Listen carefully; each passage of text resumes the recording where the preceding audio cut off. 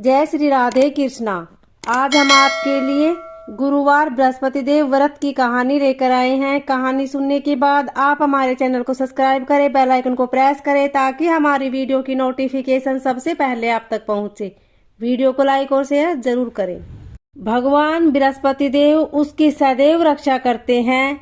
संसार में जो मनुष्य सद्भावना से भगवान जी का पूजन व्रत सच्चे हृदय से करते हैं तो उनकी सभी मनोकामनाएं पूर्ण करते हैं। जैसी सच्ची भावना से रानी और राजा ने उनकी कथा का गुणगान किया तो उनकी सच्ची इच्छाएं बृहस्पति देव जी ने पूर्ण की थी। इसलिए पूर्ण कथा सुनने के बाद प्रसाद लेकर जाना चाहिए। हृदय से उनका मनन करते हुए जयकारा बोलना चाहिए। बोलो बृहस्पति देव की जय, भगवान विष्णु की जय। बृहस्पति देव की कथा। प्राचीन काल में एक ब्राह्मण रहता था।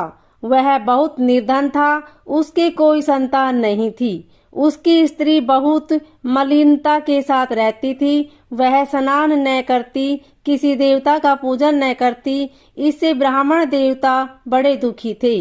बेचारे बहुत कुछ कहते थे किंतु उसका कुछ परिणाम न निकला। भगवान की कृपा से ब्राह्मण की स्त्री के कन्या रूपी रतन पैदा हुआ। कन्या बड़ी होने पर प्रातः स्नान करके विष्णु भगवान का जाप व बृहस्पति का व्रत करने लगी। अपने पूजन पाठ को समाप्त करके विद्यालय जाती तो अपनी मुट्ठी में जो भर के ले जाती और पाठशाला के मार्ग में डालती। अब ये जो सवर्ण के हो जाते, लौटते समय उनको बीन कर घर ले आती थी। एक दिन वह बालिका सूप में उस सोने के जौ को फटक कर साफ कर रही थी। उसके पिता ने देख लिया और कहा, हे बेटी, सोने के जौ के लिए सोने का सूप होना चाहिए। दूसरे दिन बृहस्पतिवार था। इस कन्या ने व्रत रखा और बृहस्पति देव से प्रार्थना करके, मैंने आपकी पूजा सच्चे मन से की हो तो मेरे लिए सोने का सूप दे दो। बृहस्पति देव ने उनकी प्रार्थना स्वीकार कर ली।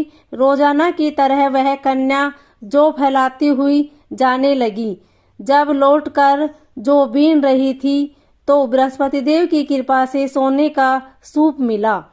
उसे वह घर ले आई और उसमें जौ साफ करने लगी, परंतु उसकी माँ का वही ढंग रहा।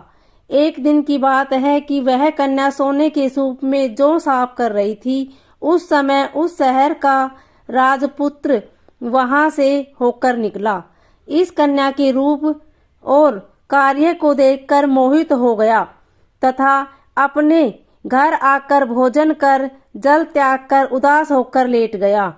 राजा को इस बात का पता लगा तो अपने प्रधानमंत्री के साथ उसके पास गए और बोले, हे बेटा, तुम्हें किस बात का कष्ट है? किस ने अपमान किया है अथवा और कारण हो सो कहो। मैं वही कार्य करूंगा जिससे तुम्हें प्रसन्नता हो। अपने पिता की राजकुमार ने बातें सुनी तो वह बोला, मुझे आपकी कृपा से किसी बात का दुख नहीं है। किसी ने मेरा अपमान नहीं किया है, परंतु मैं उस लड़की से विवाह करना चाहता हूँ जो सोने के सूप में जौ साफ कर रही थी। यह सुनकर राजा आश्चर्य में पड़ गया और बोला, हे बेटा, इस तरह की कन्या का पता तुम ही लगाओ। मैं उसके साथ तेरा विवाह अवश्य ही करवा दूंगा। राजकुमार ने उस लड़की के घर का पता बताया। तब मंत्री उस लड़की के घर गए और ब्राह्मण देवता को सभी हाल बताया। ब्राह्मण देवता राजकुमार के साथ अपनी कन्या का विवाह करने के लिए तैयार हो गए तथा विधि विधान के अनुसार ब्राह्मण की कन्या का विवाह राजकुमार के साथ हो गया। कन्या के जाते ही पहले की भांति उस ब्राह्मण देवता के घर में गरीबी का निवास हो गया। अब भोजन के लिए भी अन्न बड़ी मुश्किल से मिलता था। एक दिन दुखी होकर ब्राह्मण देवता अपनी पुत्री के पास गए। बेटी ने पिता की दुखी अवस्था को देखा और अपनी माँ का हाल पूछा। तब ब्राह्मण ने सभी हाल कहा। कन्या ने बहुत सा धन देकर अपने पिता को विदा कर दिया। इस तरह ब्राह्मण का कुछ समय सुखपूर्वक व्यतीत हुआ। कुछ दिन बाद फिर वही हाल हो गया। ब्राह्मण फिर अपनी कन्या को कन्या के यहाँ गया और सारा हाल कहा तो लड़की बोली, हे पिताजी, आप माताजी को यहाँ लिवा लाओ, मैं उसे विधि बता दूंगी जिससे गरीबी दूर हो जाएगी। वह ब्राह्मण देवता अपनी स्त्री को साथ लेकर पहुँचे तो अपनी माँ को समझाने लगी, हे माँ, तुम प्रातः काल प्रथम स्नान आदि करके विष्णु भगवान का पूजन करो तो सब दरिद्रता दूर हो जाएगी। परंतु उसकी माँ ने एक भी बात नहीं मानी और प्रातः काल उठकर अपनी पुत्री के बच्चों की झूठन को खा लिया। उससे उसकी पुत्री को भी बहुत गुस्सा आया और एक रात को कोठरी में सभी सामान निकाल दिया और अपनी माँ को उसमें बंद कर दिया।